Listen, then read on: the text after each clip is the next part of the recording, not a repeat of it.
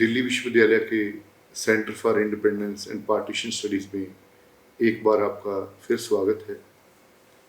जैसा कि आप जानते ही हैं, दिल्ली विश्वविद्यालय का ये सेंटर हमारे honourable vice chancellor professor Yogesh Singh ji का एक और director south campus professor Shiv Prakash Singh ji का एक सपना था और आज ये सेंटर पूरी तरह एस्टेब्लिश हो चुका है और सेंटर की तरफ से हम विभाजन पीड़ितों की लगभग 14 इंटरव्यू अब तक कर चुके हैं। आज इस शख्सियत से हम आपको रूबरू कराने जा रहे हैं, वो हैं चांद रतन डागा जी। चांद रतन डागा जी जयपुर से हैं। विभाजन की पीड़ा कैसे इनके जीवन पे असर डाला विभाजन की पीड़ा ने, उससे संबंधित बातें, विभाजन क्यों हुआ, क्या विभाजन को टाला जा सकता था, विभाजन से इनका परिवार कैसे बिखरा, ये सारी बातें करने के लिए हमारे साथ आज सेंटर में ही उपस्थित हैं।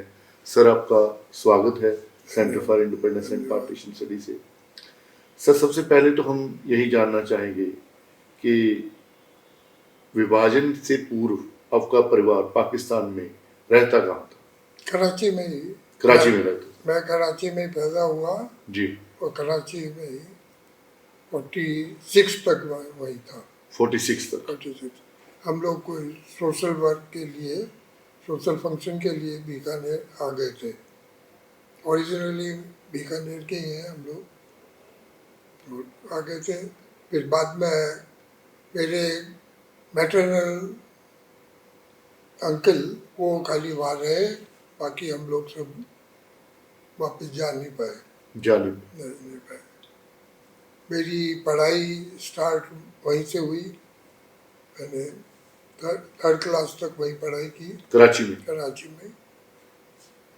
मोहता मार्केट में ही प्राइमरी सेक्शन था वहीं पे, और उसके बाद में फोर्थ क्लास में ज्वाइन किया ही था, मगर बीकानेर आके कंटिन्यू की। पिताजी क्या काम करते थे? व्यवसाय क्या था? व्यवसाय कपड़े का व्यवसाय। कपड़े का व्यवसाय था। मोहता मार्केट जो बना था उसी में एक दुकान भी थी, रिटेल कपड़े की सेल थी। जैसा कि आपने पहले भी बताया, भी आपका जन्म 1937 का है और आप तीसरी कक्षा में वहाँ पढ़ते थे, तो फोर्थ में आ गया था। फोर्थ में आ गए थे। तो वहाँ से यहाँ 1940 में भारत आने का कारण क्या था? क्यों शिफ्ट कर गए थे? नहीं, हम लोग आए तो थे कोई सोशल फंक्शन के लिए जी, मगर जा नहीं पाए वापस, क्योंकि पार्टीशन की वो 47 में चल गई।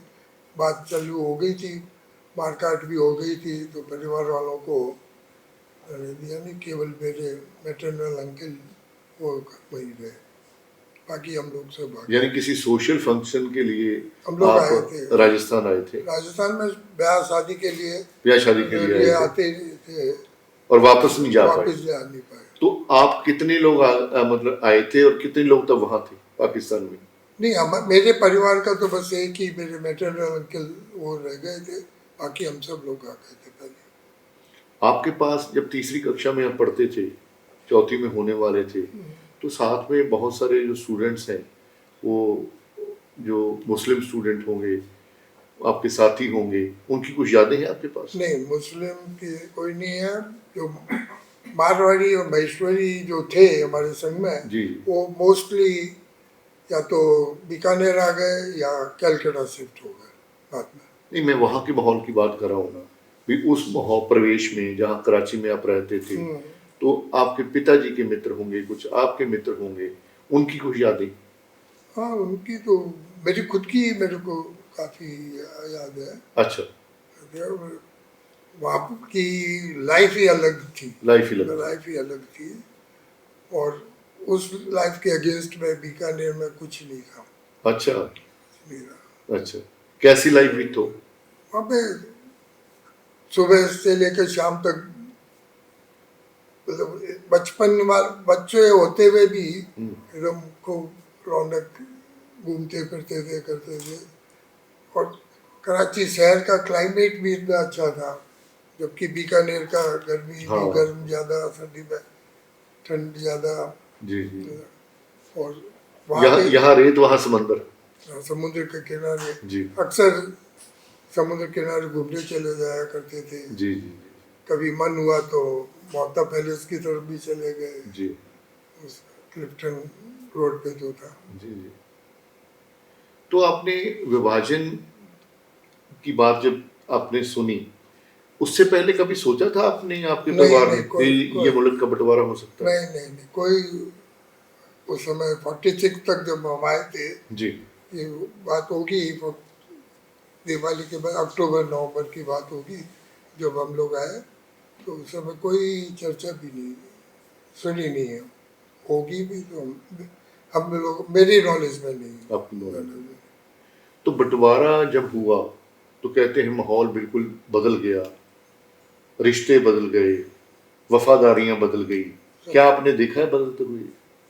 नहीं, वो तो सारे ही बदल गया था। वहाँ से आने वाले बड़े परेशान थे, जो भी मिले हमको बाद में भी है तो बड़ी तकलीफ में आए, और किस तरह से बच बचा के आए। ये बात कह सकते हैं कि भी मेरे परिवार में कोई अनहोनी अनहोनी नहीं नहीं हुई। हुई, मेरे परिवार सभी वालों के सुरक्षित। केवल मेरे जो मैटरनल अंकल थे जी वो बाद में मोहता परिवार के वालों साथ के आ गए। साथ में ही आ गए। बाकी हम लोग तो जैसे पहले आ गए तो कोई कैजुअलिटी। जैसे आपने बताया कपड़े का व्यवसाय था वहाँ, तो अब तो सबको शिफ्ट करना पड़ा होगा, हाँ, तो वो उसका क्या असर पड़ा परिवार पर? तो एक बार तो सारे ही बिजनेस खत्म हो गया था, कुछ नहीं हुआ। फिर मेरे फादर तो कूच बिहार चले गए थे, कूच बिहार। कूच बिहार। फिर पेरेंट्स मतलब ग्रैंड पेरेंट्स फादर वगैरह वहीं पे थे, कूच बिहार हल्दीबाड़ी में, जो आज बांग्लादेश का बॉर्डर टाउन है। वहीं से वहाँ चले गए, और मैं ननियाल में या बीकानेर ही रह गया। ननियाल में, क्योंकि आई लॉस्ट माई मदर जब मैं 6-7 साल का था, अच्छा, तो इसलिए ननियाल में ही रहा मैं। 6-7 साल के थे माता जी गुजर गए हाँ, थे, तो पिताजी ने पाला आपको? नहीं नाना जी ने, नाना नाना जी नानी ने, ना ना ना नाना ना नानी ने। जी पिताजी वहाँ पे वहाँ शिफ्ट हो गए कूच बिहार में हल्दीबाड़ी, और मैं नाना जी के पास में इधर रह गया था। एक तीसरी क्लास का बच्चा जो कराची में पढ़ रहा है पाकिस्तान में, वो चौथी क्लास में एडमिशन लेगा आके जयपुर या बीकानेर, बहुत बहुत वो क्या फर्क था वो? बहुत तकलीफ हुई उस समय। अच्छा भाषा के भी हुई, और ये यहाँ तो सब मारवाड़ी बोलते थे। यहाँ मारवाड़ी। वहाँ पे मारवाड़ी, हालांकि हम लोग घर में मारवाड़ी आज भी बोल रहे हैं। मैं भी आज वाइफ से मारवाड़ी में ही बात करता हूँ, मगर उस समय बचपन में थोड़ी प्रॉब्लम हुई थी। और कुछ अध्यापक याद है, टीचर्स याद है वहाँ के तीसरी नहीं, कक्षा वहाँ वाले? के कोई नहीं, वहाँ अच्छा के कोई नहीं। जी वहाँ केवल वो याद है मेरे को कि इवनिंग में हम लोग, जो मोहता मार्केट था उसके ऊपर टॉप फ्लोर में मंदिर था, मंदिर के पास में हम म्यूजिक सीखने जाते थे। अच्छा। हारमोनियम और तबला वगैरह सीखने जाते, तो वो मेरे को याद है। तो म्यूजिक का जो शौक वहाँ था सीखने वो का, उसको मेंटेन नहीं कर पाया, मेंटेन नहीं नहीं कर, कर पाया। उसके लिए विभाजन को भी जिम्मेवार मानते हैं? वो तो वही, नहीं तो वहाँ होता तो हाँ चालू चालू ही रहता। चालू है। यहाँ आके वो अपॉर्चुनिटी नहीं मिली मेरे को। यानी एक तो शौक का भी कत्ल हुआ सब वही। है। जैसा कि सुना है, फिल्मों में देखा है, सबसे ज्यादा अगर किसी को पीड़ा उठानी पड़ी है तो वो औरतें थी। तो आपने क्या किसी परिवार में, रिश्तेदार में कोई ऐसे या अनुभव है, ऐसी कोई घटनाएं हुई हो औरतों को, बच्चों को जो?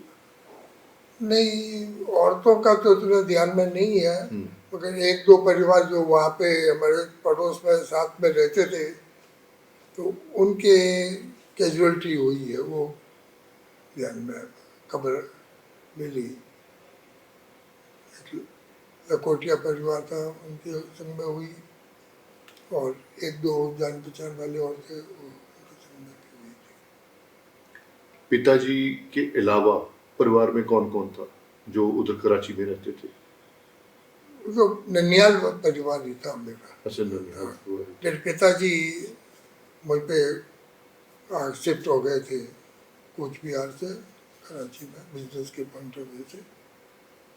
तो इसलिए मैं उस समय मदर की तो डेथ हो गई थी 44 में, फिर 46 तक फादर हम दो ही रहे थे और रहते थे ननियाल में, संग ही रहते थे। जो स्ट्रगल करनी पड़ी होगी, एक बिजनेस छोड़ के आए हैं, दूसरा बिजनेस स्टैब्लिश करना है, हर तरह का नुकसान हुआ है, तो वो स्ट्रगल किस तरह की थी? नहीं, फादर को बहुत स्ट्रगल करना पड़ा और वो तो फिर बाद में उनके बड़े भाई कूच बिहार में थे, उन्होंने एडजस्ट कर लिया उनको, तो वहाँ पे कूच बिहार में जाके हो गए। और इधर ननियाल परिवार वालों को भी, इनके मेरे नाना जी के बड़े भाई दिल्ली में रहते थे, तो वो वहाँ पे भी कपड़े का ही बिजनेस था, वहाँ पे शिफ्ट हो गए। आपने कभी सोचा भी अगर भारत का विभाजन ना होता, आप कितने भाई बहन थे वैसे? नहीं, मैं अकेले अकेले थे। तो जो आपकी परवरिश इधर हुई, अगर विभाजन ना होता, जो उधर परवरिश होती, इसमें कोई अंतर होता? बहुत फर्क पड़ता। किस चीज, कैसे लग रहा है आपको? उसका तो जैसे एक इशारा आपने किया है कि संगीत सीखने लगे थे, ठीक है, हो सकता है संगीत का शौक आप पता नहीं कहाँ तक ले जाता हो जाता। है, वो शौक बंद हो गया। और किस किस लेवल पे आप लगा भी मेरी परवरिश जो है, अगर वहाँ होता ऐसे होती, इधर ऐसे हुई है? नहीं, वो बताया ना कि वहाँ की लाइफ और यहाँ की लाइफ ही रात दिन का फर्क है। तो वहाँ तो सब तरह की फैसिलिटी अवेलेबल थी, यहाँ तो एक तरह से उस समय तो बीकानेर का जो बीनासर सबर्ब एरिया था, उसमें कोई फैसिलिटी नहीं थी।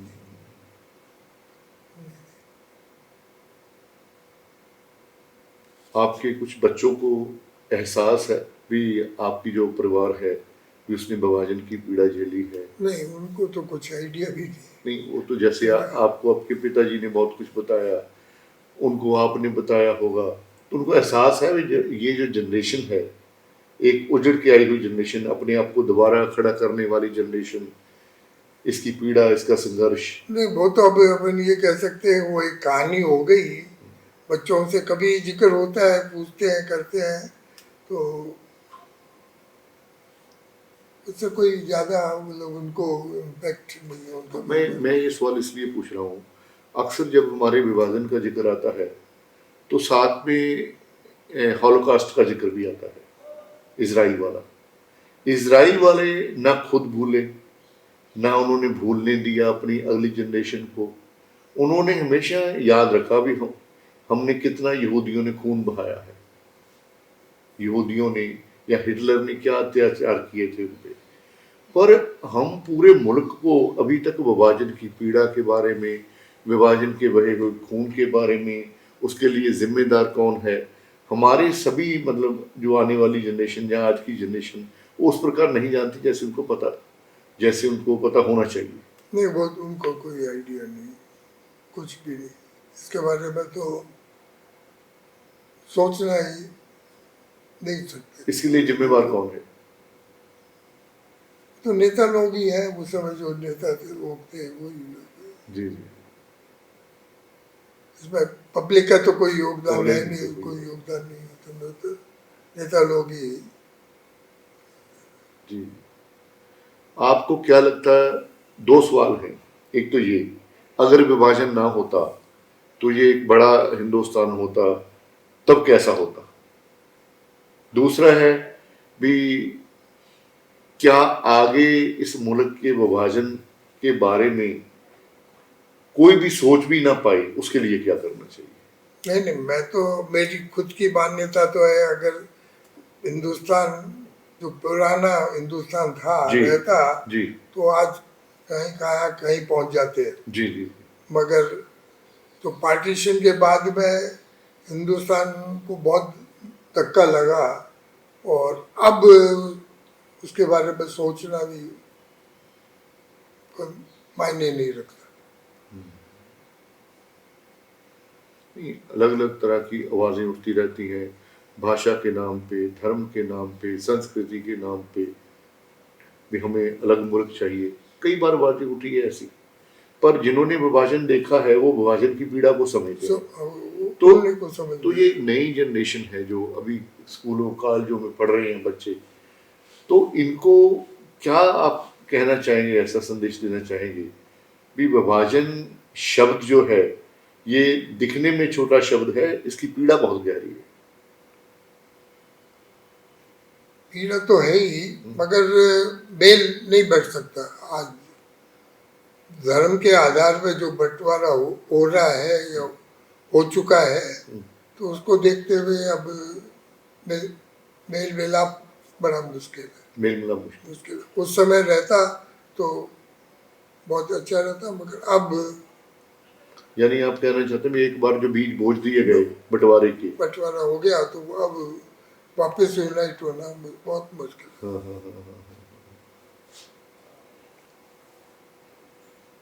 न तो आज के लोग चाहते हैं, क्योंकि भुगत चुके इतना कि उसकी इम्पैक्ट अभी तक दिमागों में सबके, इधर हिंदुस्तान वाले हिंदुओं के पास भी और इधर मुसलमान लोगों के भी इतना गहरा लखाई बन गई कि उसको काटना बड़ा मुश्किल है। शहीद भगत सिंह, ऊधम सिंह, चंद्रशेखर आज़ाद, सैकड़ों शहीदियां दी हैं आज़ादी के लिए भारत में। हजारों लाखों जो जनमानस है वो आज़ादी के आंदोलन में शामिल हुआ, पर वो इसलिए तो शामिल नहीं हुआ था कि आज़ादी बंटवारे के साथ मिले। आपको कभी लगा नहीं भी वो शहीदियां, वो जो खून बहाया, वो फांसी के जो रस्से चूमे हमारे शहीदों ने, तो कहीं ना कहीं हम लोगों ने उस आज़ादी को बंटवारे के नाम पे कलंकित किया है, या किसने किया है? ये धर्म के नाम में ही होने से ही हुआ है। अगर धर्म के हिसाब से अगर डिवीजन नहीं होता, नहीं मानते, तो मेरा ख्याल है कि इतनी तकलीफ नहीं होती। मगर ये धर्म के नहीं। साजिश अंग्रेज की बड़ी थी या हमारे नेताओं की गलतियां थी कुछ? नहीं, अंग्रेज ने तो अपना ठीक है डिवाइड एंड रूल वाला हिसाब रखा, मगर गलतियां तो नेताओं की थी। वो चाहते थे अगर एक संघ में रहते तो अंग्रेज क्या करते, कुछ नहीं करते। आपसे पहले हम राजेंद्र कुमार मोहता जी का इंटरव्यू कर रहे थे, तो उन्होंने एक बात की भी भाषा संस्कृति जो है वो हम भूलते जा रहे हैं। आने वाली जनरेशन भाषा और संस्कृति की तरफ उनका लगाव नहीं है, और जिसके नतीजे हमें भुगतने पड़ सकते हैं। आपको क्या लगता है भी नई जनरेशन को भाषा तो ठीक है, अपनी भाषा से प्रेम करना चाहिए, संस्कृति से प्रेम, और क्या क्या जीवन में ऐसा ग्रहण करना चाहिए जो इस मुल्क को, हमारी कौम को, हमारे देश को एकजुट रख सके, या इस मुल्क का दुनिया में नाम हो सके? नहीं, इसके लिए तो ये है कि जब तक अपनी पुरानी संस्कृति के विषय में नहीं अपन बच्चों को, नई जनरेशन को ज्ञान नहीं देंगे, तो उसी की मतलब कमजोरी रही है।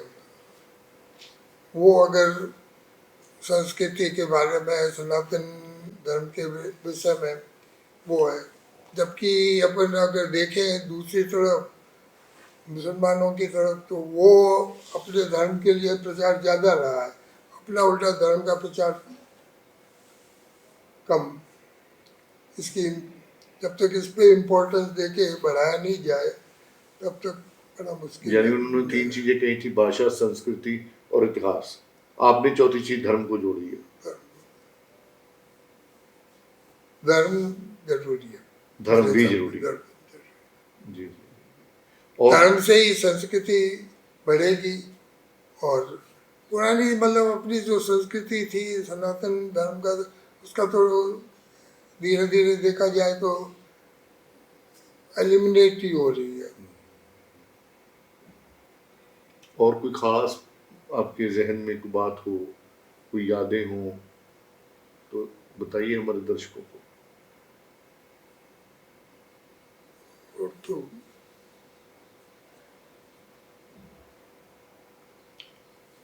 कराची शहर के विषय में बताइए बताइए जो। वही एक उसकी याददाश्त है मेरे को। जी। उसका शहर का मुकाबला जो मैंने देखा, हम्म। अब तो आज की परिस्थिति तो उसके बारे में मैं कुछ कह नहीं सकता, क्योंकि कभी वापस जाने का सौभाग्य नहीं मिला। लेकिन उस तरफ ईस्ट बंगाल में तो देखा, वहाँ तो बहुत हालत खराब है। क्योंकि कूच बिहार पहले जब भी जाना पड़ता था तो स्टार्ट में तो कराची से हम लोग वाया बांग्लादेश तो बाद में बना, पहले ईस्ट पाकिस्तान था, जी। उसके अंदर से होते जाते थे। वहाँ की हालत बहुत ख़राब थी, देखते थे। और अभी भी कभी जाना पड़ता है, हल्दीबाड़ी जो बॉर्डर टाउन है, तो वहाँ पे भी सुनते हैं।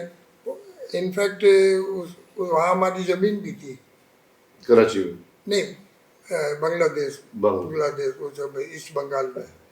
और वो ज़मीन वहाँ में छोड़नी पड़ी हमको, हमारे हाथ से चली गई। हालांकि मेरे ताऊ जी संभालते थे इसको, सब देखते थे, क्योंकि फादर तो इधर आ गए थे कराची के। तो मगर उनके मुंह से ये सुना कि ज़मीन हुआ, और हमको कोई बदले में ज़मीन भी नहीं मिली। कराची की कुछ बात करने लगे थे आप, कराची की कोई यादें या कराची शहर के बारे में? कराची शहर तो होता है कि तो, हालांकि था तो मैं छोटा ही, मगर फिर भी कई बार देखते थे बॉर्डर, वहाँ पे बंदरगाह जाते थे तो।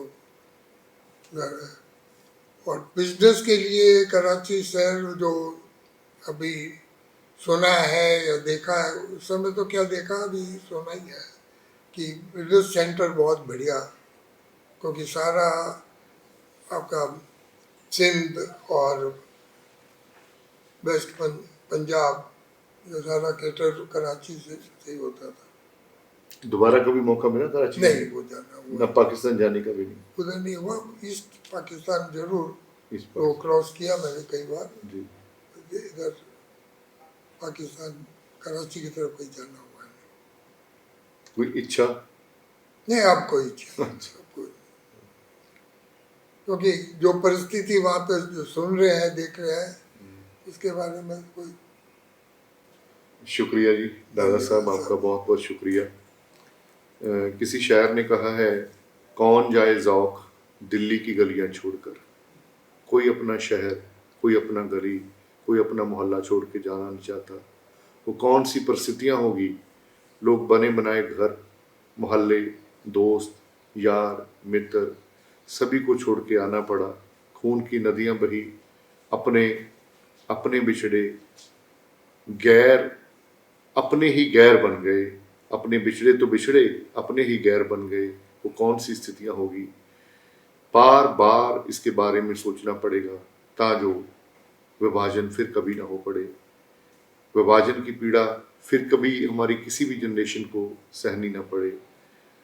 आपका बहुत बहुत शुक्रिया दादा साहब। धन्यवाद। कैमरामैन गुरजीत सिंह का शुक्रिया, प्रोफेसर ज्योति त्रेन शर्मा मेरे सहयोगी, उनका शुक्रिया, बहुत बहुत शुक्रिया।